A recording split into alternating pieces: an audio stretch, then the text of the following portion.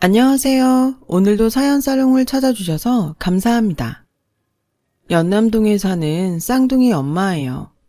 불과 2년 전까지만 해도 제가 결혼해서 애까지 낳고 살게 될 줄은 몰랐어요. 시집살이로 고생하는 엄마를 보고 자라서 결혼이라면 학을 떼고 살았으니까요. 모르긴 해도 제 남편을 못 만났더라면 저는 지금까지도 독신을 고집하며 혼자 살고 있었을 거예요. 그런 점에선 남편한테 고마울 뿐이에요. 제 남편은 재미교포예요. 시댁 식구들은 모두 미국에 살고 있죠. 덕분에 고부간의 갈등으로 고생할 일도 없고 명절이나 제사 문제로 스트레스를 받을 일도 없어요. 기혼 여성에겐 이보다 좋을 수는 없는 최상의 시댁이죠. 제가 남편과 결혼을 하게 된 것도 바로 이런 이유 때문이에요. 시댁과 멀고 시집살이가 없다는 점이요. 이런 제 모습이 이기적으로 보이겠지만 제가 이러는 데는 이유가 있어요. 바로 제 친할머니 때문이죠. 영화나 드라마에서 보면 할머니는 정겹고 따뜻한 분으로 묘사되잖아요. 그런데 제 경우에는 완전 달라요. 할머니란 단어만 들어도 피가 끓고 손이 바들바들 떨릴 정도로 싫거든요. 그건 아마도 어렸을 때부터 고약한 친할머니한테 된통 당해서 그럴 거예요. 친할머니는 우리 가족에게 있어서는 세상 누구보다 잔인한 분이었거든요. 저희 아빠는 3남매 중 장남으로 할아버지의 기대를 한 몸에 받고 자랐어요. 하지만 기대가 크면 실망도 크다고 아빠는 부모님의 기대에 부응하지 못했죠. 처음부터 그럴 깜냥이 못 됐거든요. 공부머리도 그저 그랬고 융통성도 없어서 사회생활도 능숙하지 못했어요. 반면에 작은 아빠는 저희 아빠만큼 지원을 받지 못했음에도 혼자 힘으로 장학금까지 받고 명문대에 들어갔죠. 졸업 후에는 이름만 들어도 알만한 대기업에 취직을 했고요. 40대에는 최연소 임원이 되었으니 별 볼 일 없는 장남을 제치고 가문의 영광이 되는 건 당연한 거였죠. 작은 아빠가 잘 되면 잘 될수록 저희 아빠는 집안에서 입지가 좁아졌어요.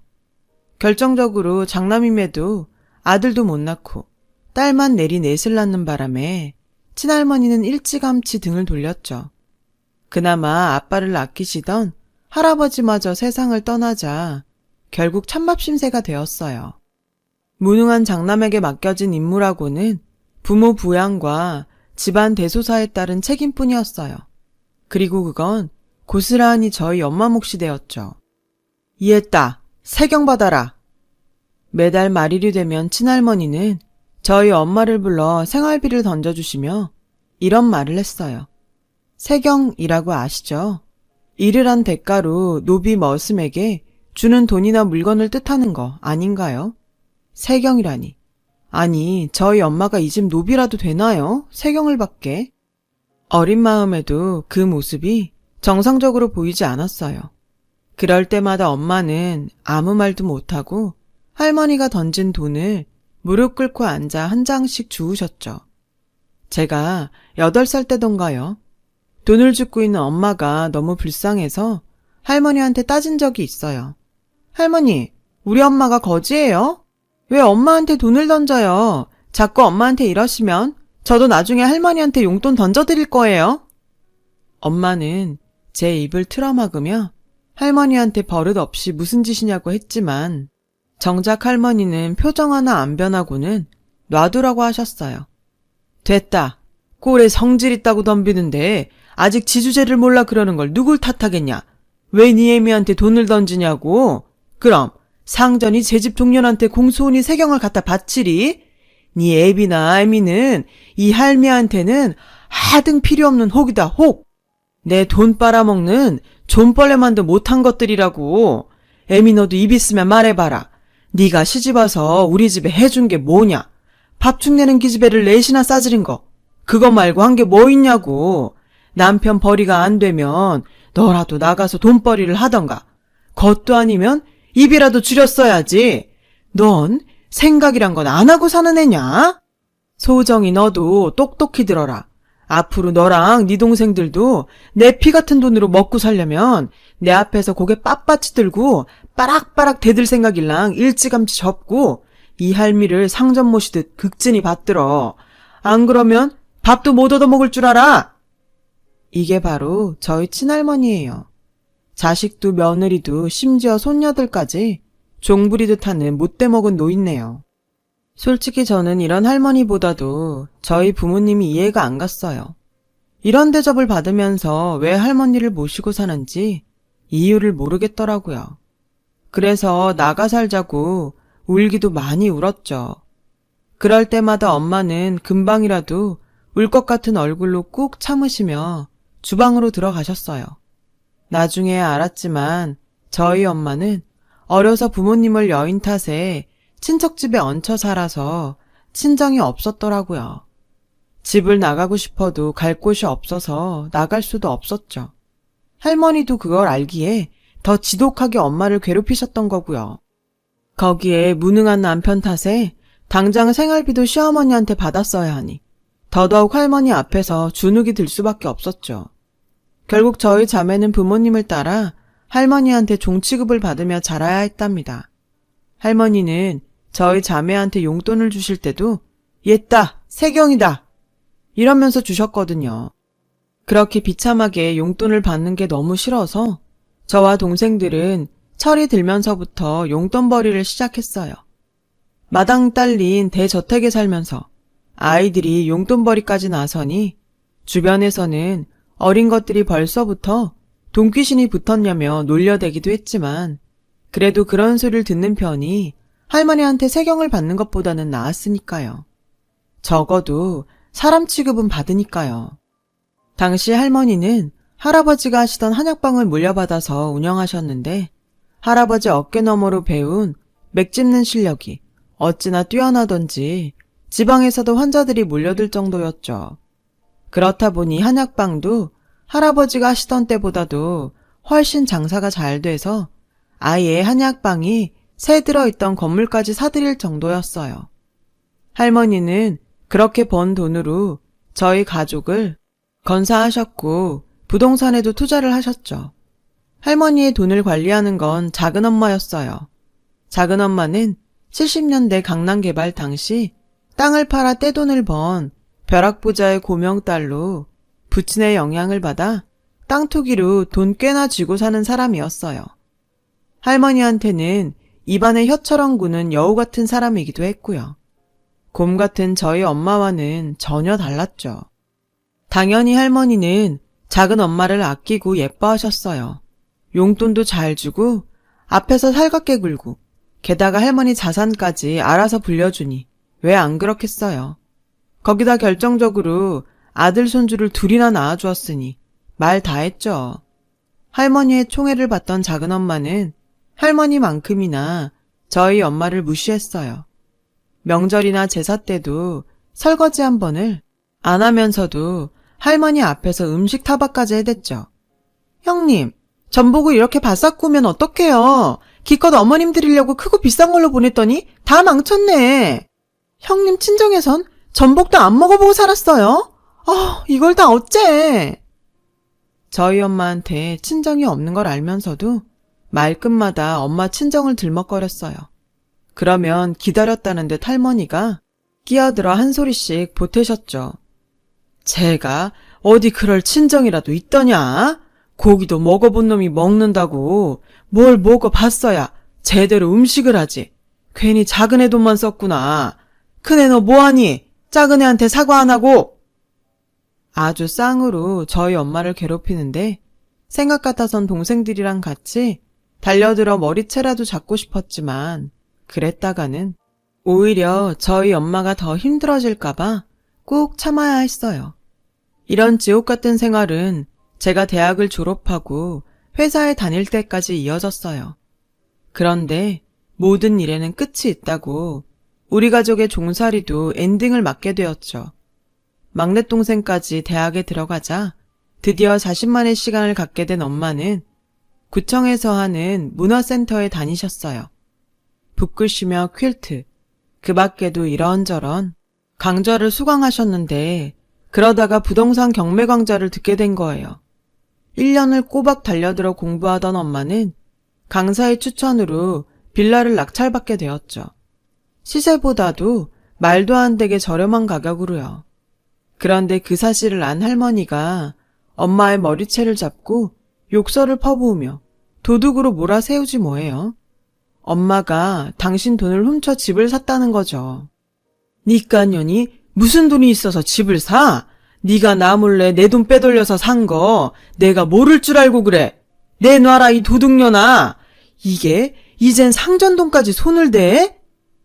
그때였어요. 그동안 늘 참고 살아왔던 엄마가 할머니를 똑바로 쳐다보며 소리쳤어요. 누가 상전입니까? 왜 어머님이 제 상전이에요? 누가 어머님한테 그럴 권리를 줬는데요? 저요, 그동안 할 만큼 했습니다.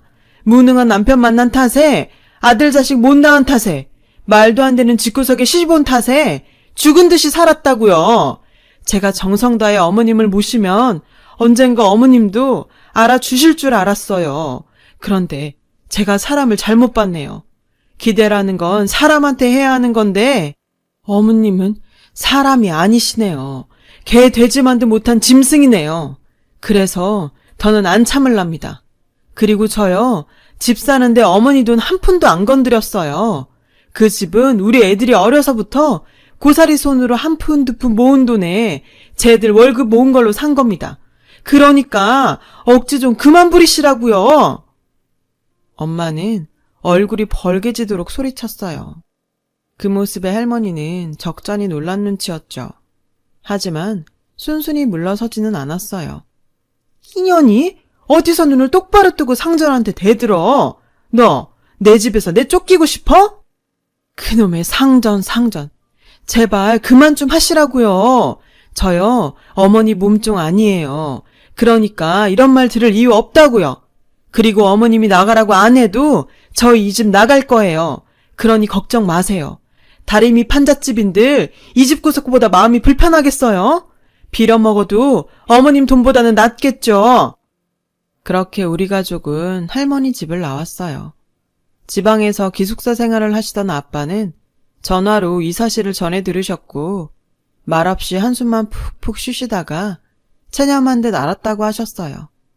아빠는 회사에 월차를 내고 이삿날에 맞춰 서울로 올라오셨어요. 그 사이 엄마와 우리 네 자매는 이삿짐을 싸놓았고요. 포장이사는 가격이 어마어마해서 용달을 부르고 인부를 사서 이사를 했어요. 돈도 돈이지만 들고 나올 짐이 별로 없었거든요. 할머니는 혹여 우리가 당신 돈으로 산 물건을 들고 나갈까봐 도끼 눈을 뜨고 나와 지켜보셨어요. 그리곤 앞으론 이 집에 발도 들일 생각 말라고 엄포를 놓으셨죠. 그러자 지금껏 말 한마디 없던 아빠가 작정한 듯 한마디 했어요. 네, 그럴 생각입니다. 저도 더 이상 이 사람 가슴에 못 박는 짓 못하겠어요. 그러니 어머니도 다시는 이 사람을 며느리로 볼 생각은 마세요. 저도 아들로 볼 생각 마시고요. 그동안 저희 가족 돌봐주셔서 감사드리고 몸 건강히 만수무강하세요. 아빠의 담담한 마지막 인사에 할머니는 쌩하니 방으로 들어가셨어요. 소파, 냉장고 등 집기들은 할머니 거라서 우리가 들고 나온 건 책상과 옷장, 책과 옷가지 정도가 고작이었어요. 전기밥솥부터 신발장까지 모두 새로 사야 할 정도였으니까요. 경매로 산 집은 우리 6식구가 살기에는 너무도 비좁았어요. 방도 2개뿐이었고요. 아빠가 회사 때문에 지방에 계셔서 그나마 다행이었죠. 이사를 한 그날 우리 가족은 거실에 신문지를 펴고 짜장면을 시켜 먹었어요. 막내 동생은 이제 할머니 눈치 안 보고 TV도 볼 수 있다고 엄청 신나하더군요. 다른 동생들도 마찬가지였죠. 하지만 누구보다도 표정이 밝은 건 엄마였어요. 이삿짐 정리에 청소까지 하느라 힘드셨을 텐데도 얼굴에서 웃음이 떠나지 않더라고요. 아빠는 그런 엄마한테 무능한 남편 때문에 고생 많았다고 미안하다시며 엄마의 어깨를 톡톡 두드려 주셨어요. 그 바람에 엄마는 울음을 터뜨렸죠. 그 울음에는 지난 30여 년간의 서름이 고스란히 묻어있는 것 같았어요. 애교가 많은 막내동생은 엄마한테 또르르 달려가 애교를 떨어댔고 결국 엄마의 울음은 금세 웃음으로 바뀌어 버렸어요. 그래, 내가 내 딸들 덕에 산다. 참, 앞으로는 허리띠 졸라매야 하니까 다들 반찬 투정은 할 생각 마. 버는 족족 엄마한테 가져오는 것도 잊지 말고. 특히 당신, 명심해. 호랑이 없는 굴에 여우가 왕이라고 할머니한테 벗어나니 엄마의 독재가 시작됐지 뭐예요. 그래도 이런 상황이 싫지 않았어요. 이게 다 사는 재미다 싶었으니까요. 그날 우리 6 식구는 거실에 요를 펴고 다 같이 모여서 잤어요. 밤새 수다를 떨면서요. 저는 아빠가 그렇게 말이 많은 사람인 줄은 그때 처음 알았다니까요. 첫 경매로 산 빌라를 시작으로 엄마는 본격적으로 부동산 경매에 뛰어들었어요.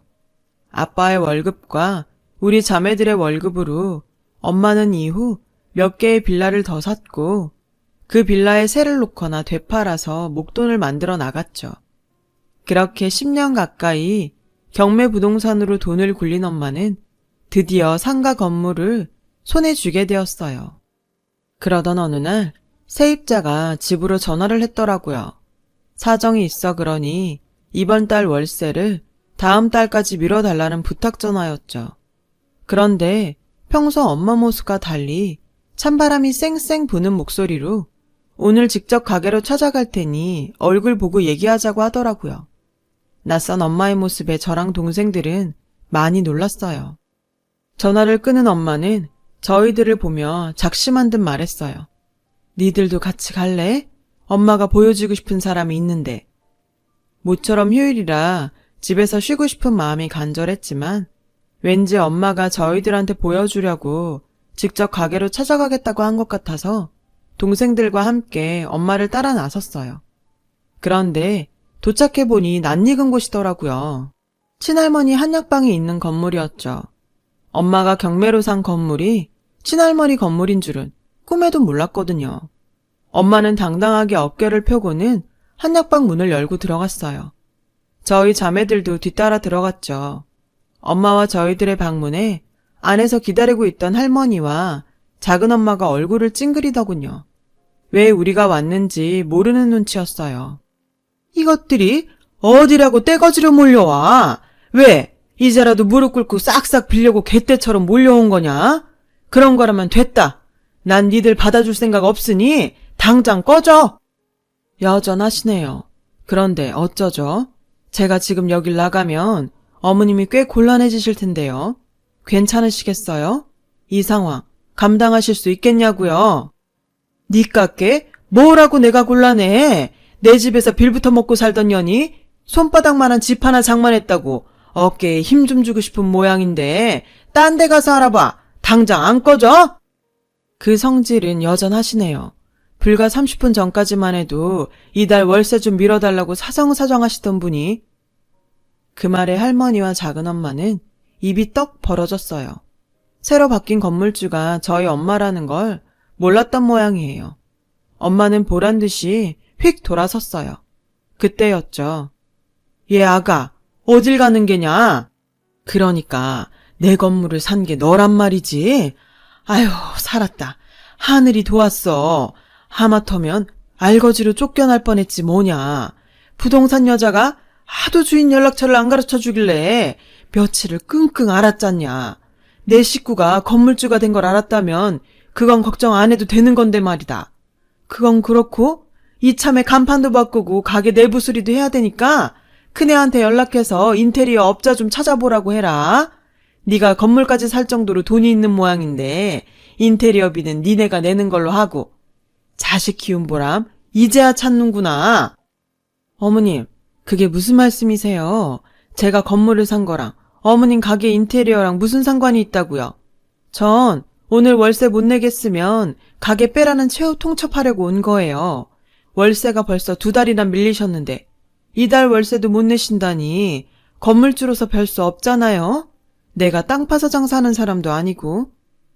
엄마는 신이 났는지 연신 말을 이어갔죠. 그런데요, 어머님. 얼마 전에 TV를 보다가 어머님 비슷한 분을 봤지 뭐예요?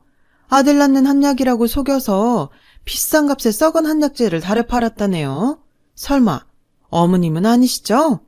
그렇게 아들아들 하시던 어머님이 그런 인간 말종 같은 짓을 하실 리는 없다고 생각하지만 세상 일은 모르는 거라서요. 설마 아니시죠, 어머님?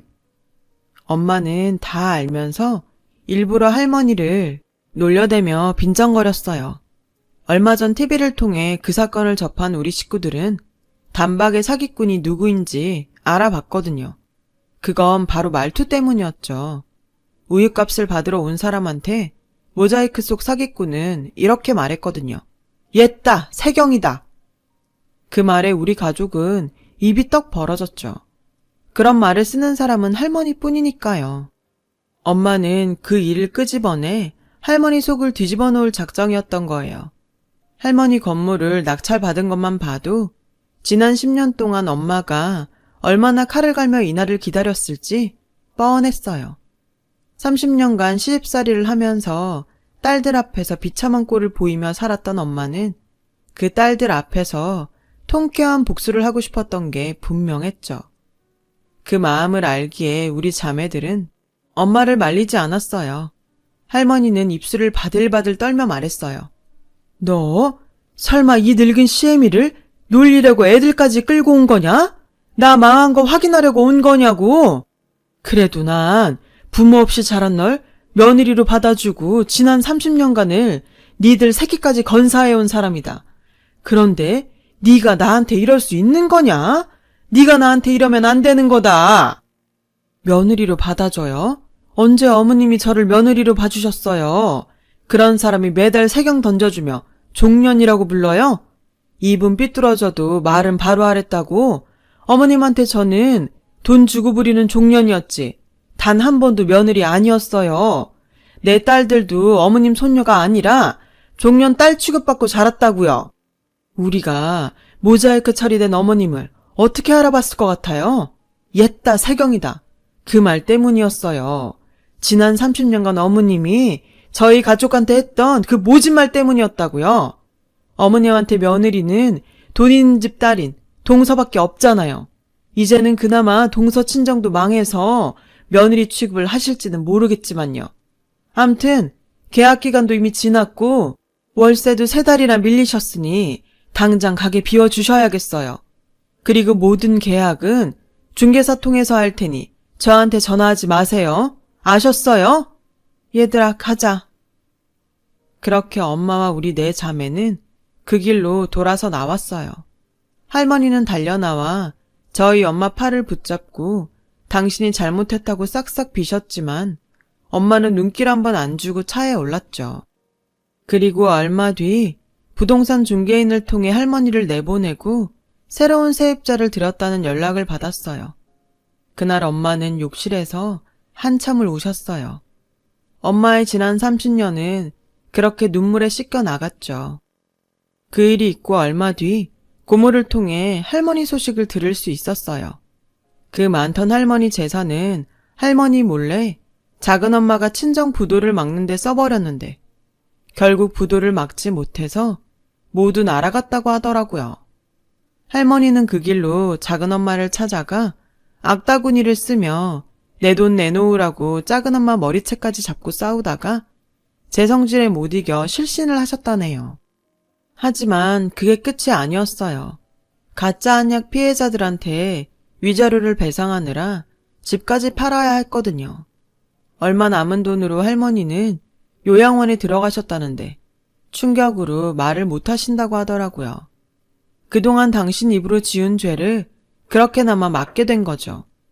이 소식을 들은 엄마는 착잡한 표정이었어요. 왜 아니겠어요. 미운이 고운이 해도 30년을 시어머니와 며느리로 살아왔는데요. 고부간의 갈등은 가해자도 피해자도 결국엔 상처를 입게 되나 봐요. 다사다난했던 시간도 어느덧 지나고 저희 엄마는 제 쌍둥이 아이들을 돌보시며 여전히 부동산 경매 사이트를 찾아보곤 하세요. 늦바람이 무섭다고 늦음하게 돈맛을 알게 되시군 멈출 줄을 모르시네요. 어쩌겠어요. 그간 돈에 맺힌 한을 그렇게라도 푸시겠다는데요. 덕분에 저희 내자매한테도 콩고물이 종종 떨어지니 땡큐지만요. 엄마도 아빠도 행복하셨으면 좋겠습니다. 지금까지 제 사연을 들어주셔서 감사드려요. 들어주신 모든 분들 행복한 하루 보내시길 바랍니다. 여러분, 사연 댓글에 응원과 현명한 조언 부탁드려요. 좋아요와 구독은 저에게 큰 힘이 됩니다. 오늘도 좋은 일 가득하세요.